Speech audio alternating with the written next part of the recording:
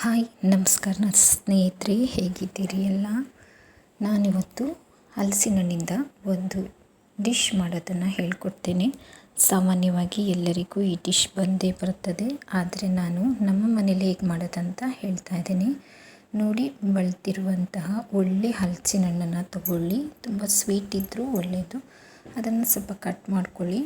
ನಾನು ಒಂದು ಬೌಲಿಗಿಂತ ಜಾಸ್ತಿ ಆಗೋಷ್ಟು ಹಲಸಿನಹಣ್ಣನ್ನು ತಗೊಂಡಿದ್ದೇನೆ. ಅದನ್ನು ಚೆನ್ನಾಗಿ ಕಟ್ ಮಾಡ್ಕೊಂಡಿದ್ದೇನೆ. ಆ ಕಟ್ ಮಾಡಿರುವಂಥ ಹಲಸಿನ ಹಣ್ಣು ಉಂಟಲ್ಲ, ಅದನ್ನು ನಾನು ಮಿಕ್ಸಿ ಜಾರಿಗೆ ಹಾಕ್ಕೊಂಡು ಗ್ರೈಂಡ್ ಮಾಡ್ಕೊತಾ ಇದ್ದೀನಿ. ಹಾಯ್ ಸ್ನೇಹಿತರೆ, ಯಾರೆಲ್ಲ ನನ್ನ ಚಾನಲನ್ನು ನೋಡ್ತಾ ಇದ್ದೀರೋ ದಯವಿಟ್ಟು ಸಬ್ಸ್ಕ್ರೈಬ್ ಆಗಿ, ಹಾಗೆ ಮುಂದೆ ಬರುವ ವಿಡಿಯೋಗಳನ್ನು ನೋಡಿ, ಹಾಗೆ ಒಂದು ಕಮೆಂಟ್ ಹಾಕಿ ಹೇಗೆ ಅನಿಸ್ತಾ ಅಂತ.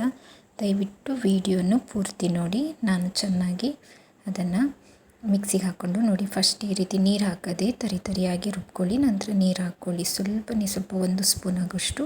ಹಾಗೆ 1 ಕಪ್ ಆಗೋಷ್ಟು ಬೆಲ್ಲನ ತೊಗೊಂಡಿದ್ದೀನಿ. ಸ್ವೀಟ್ ಉಂಟಾ ಇಲ್ಲ ಅಂತ ನೋಡ್ಕೊಳ್ಳಿ.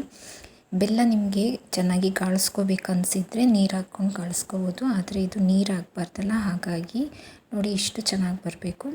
ಇದು ಚೆನ್ನಾಗಿ ಬಂದ ತಕ್ಷಣ ನಾನು ಅದಕ್ಕೆ 1 ಕಪ್ ಆಗುವಷ್ಟು ಕಾಯಿ ತುರಿಯನ್ನು ತೊಗೊಂಡಿದ್ದೇನೆ, ತೆಂಗಿನಕಾಯಿ.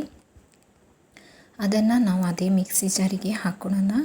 ಚೆನ್ನಾಗಿ ರುಬ್ಕೋಬೇಕು. ಕಾಯಿ ತುರಿ ನೀರು ಹಾಕೋಬೇಡಿ ಸ್ನೇಹಿತರೆ. ನೀರು ಹಾಕ್ಕೊಂಡ್ರೆ ಅದು ನಿಮಗೆ ತುಂಬ ಸ್ಮೂತಾಗಿ ಬಂದು ನೀವು ಮಾಡುವ ಡಿಶ್ಶು ಹೇಳೋದಿಲ್ಲ, ಸರಿಯಾಗಿ ಬರಲ್ಲ. ಹಾಗಾಗಿ ಒಂದು ಚೂರು ನೀರು ಹಾಕೋಬೇಡಿ, ಒಂದೇ 1 ಸ್ಪೂನ್ ಹಾಕಿದರೆ ಸಾಕು. ಬೆಲ್ಲ ನೀರಿನ ಅಂಶ ಇರೋದ್ರಿಂದ ನೋಡಿ ಈ ಥರ ಕರೆಕ್ಟಾಗಿ ಬರಬೇಕು. ಬಂದ ತಕ್ಷಣ ಒಂದು ಪಾತ್ರೆಗೆ ಶಿಫ್ಟ್ ಮಾಡ್ಕೊಳ್ಳಿ.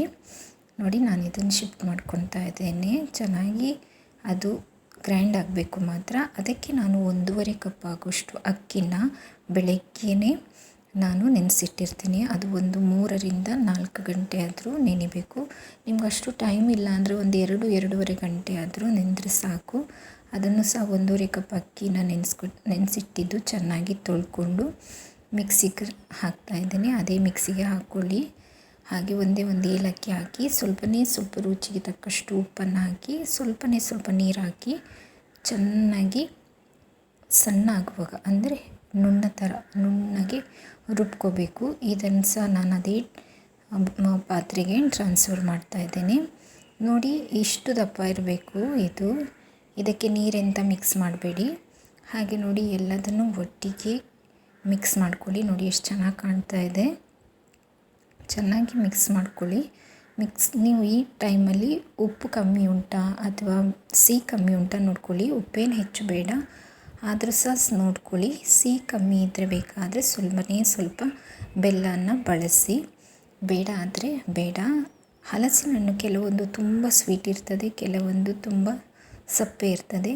ನಾನು ಕಾವಲಿಗೆ ಎಣ್ಣೆನ ಹಚ್ಕೊತಾ ಇದ್ದೇನೆ. ಸ್ವಲ್ಪ ತುಪ್ಪ ಹಾಕ್ಕೊಳ್ಳಿ. ಫಸ್ಟ್ ಒಂದು ಸ್ವಲ್ಪ ಎಣ್ಣೆ ಹಾಕ್ಕೊಂಡ್ರೂ ನಡೀತದೆ. ಬೆಲೆ ತುಪ್ಪ ಹಾಕ್ಕೊಳ್ಳಿ. ಇವಾಗ ನಾನು ಅದಕ್ಕೆ ದೋಸೆ ಮಾಡ್ತಾಯಿದ್ದೇನೆ. ಈ ದೋಸೆ ಮಾಡುವಾಗ ಕೆಲವರು ಹೇಳ್ಬೋದು, ನೀವೇನು ಸ್ಪೆಷಲಾಗಿ ದೋಸೆ ಮಾಡೋದು. ಇದು ಹದ ಹೇಗಿರಬೇಕು ಅನ್ನೋದಕ್ಕೆ ಮಾತ್ರ ನಾನು ತೋರಿಸ್ತಾ ಇರೋದು. ಎಲ್ಲರಿಗೂ ದೋಸೆ ಮಾಡಲಿಕ್ಕೆ ಬರ್ತದೆ. ಹದ ಈ ರೀತಿ ಇದ್ದರೆ ಕರೆಕ್ಟಾಗಿ ನಿಮ್ಮ ದೋಸೆ ಚೆನ್ನಾಗಿ ಹೇಳ್ತದೆ. ಒಂದು ಚೂರು ನಾವು ಹಾಕಿರುವ ದೋಸೆ ಹಂಚಿಗೆ ಅಂಟುಕೊಳ್ಳದೆ ಚೆನ್ನಾಗಿ ಬರ್ತದೆ. ನೋಡಿ, ಈ ರೀತಿ ದೋಸೆಯನ್ನು ಹಾಕ್ಕೊಳ್ಳಿ. ನಾನು ದೋಸೆ ಹಾಕುವಾಗ ಕ್ಯಾಮರಾ ಆಫ್ ಆಗಿತ್ತು, ನೋಡಲೇ ಇಲ್ಲ. ಹಾಗಾಗಿ ನೋಡಿ, ಇಷ್ಟು ಚೆನ್ನಾಗಿ ಒಳ್ಳೆಯ ದೋಸೆ ಬರುತ್ತೆ. ನೋಡಿ, ನಾನಿವಾಗ ಮತ್ತೊಮ್ಮೆ ಹಾಕ್ತಾಯಿದ್ದೇನೆ. ಕಾವಲಿಗೆ ತುಪ್ಪನ ಸವರ್ಕೊಳ್ಳಿ. ನಂತರ ನಾವಿವಾಗ ನಿಧಾನವಾಗಿ ಹಾಕಬೇಕು. ತುಂಬ ತೆಳು ಮಾಡ್ಕೊಬಾರ್ದು ಹಿಟ್ಟನ್ನು. ನಿಧಾನವಾಗಿ ಹಾಕಿದರೆ ಚೆನ್ನಾಗಿ ಬರುತ್ತೆ. ಕೆಲವೊಮ್ಮೆ ಅಲ್ಲಿ ಒಂಚೂರು ಹಾಳಾಗ್ಬೋದು, ಅದರಲ್ಲಿ ಕವರ್ ಮಾಡಿಕೊಂಡ್ರೆ ಸರಿಯಾಗುತ್ತೆ. ಯಾವುದೇ ಥರದ ಪ್ರಾಬ್ಲಮ್ ಇರಲ್ಲ. ದೋಸೆ ಕರೆಕ್ಟ್ ಬರುತ್ತೆ. ನಮಗೆ ಚೆನ್ನಾಗಿ ಬೇಯಬೇಕು, ಹಾಗೆ ಚೆನ್ನಾಗಿ ಕೌಚ್ ಹಾಕಲಿಕ್ಕೆ ಬರಬೇಕು. ನೋಡಿ, ಕೆಲವರು ಹೇಳ್ತಾರೆ ಮುಚ್ಚಬೇಕು, ಇಲ್ಲಾಂದರೆ ಬಿಳಿ ಕಾಣ್ತದೆ ಅಂತ. ಇದಕ್ಕೇನು ಮುಚ್ಚೋ ಅಂಥ ಅವಶ್ಯಕತೆ ಇಲ್ಲ. ನಿಮ್ಗೆ ಹಾಗೂ ನಿಮ್ಮ ದೋಸೆ ತುಂಬ ಮೇಲೆ ಬಿಳಿ ಕಾಣ್ತಾ ಇದ್ರಿ ಅಂದರೆ ಒಂದು ಮೇಲೆ ಮುಚ್ಚಿ.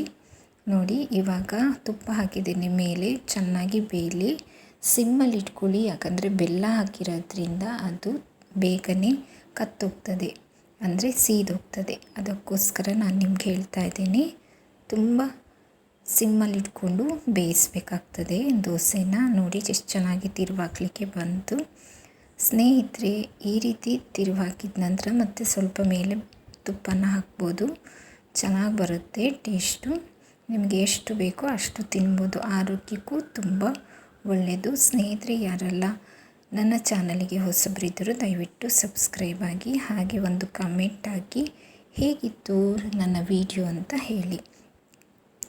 ಇದು ಆರೋಗ್ಯಕರವಾದ ದೋಸೆ ಮಾಡೋದು ಹೇಗಂತ ನೋಡ್ಕೊಂಡ್ರಲ್ಲ, ಬಾಯಲ್ಲಿ ನೀರು ಬರ್ತಾ ಇರ್ಬೋದು, ಖಂಡಿತವಾಗಿಯೂ ನೀರು ಬರ್ತದೆ, ಯಾಕಂದರೆ ಅಷ್ಟು ಚೆನ್ನಾಗಿದೆ dosa. Thank you very much.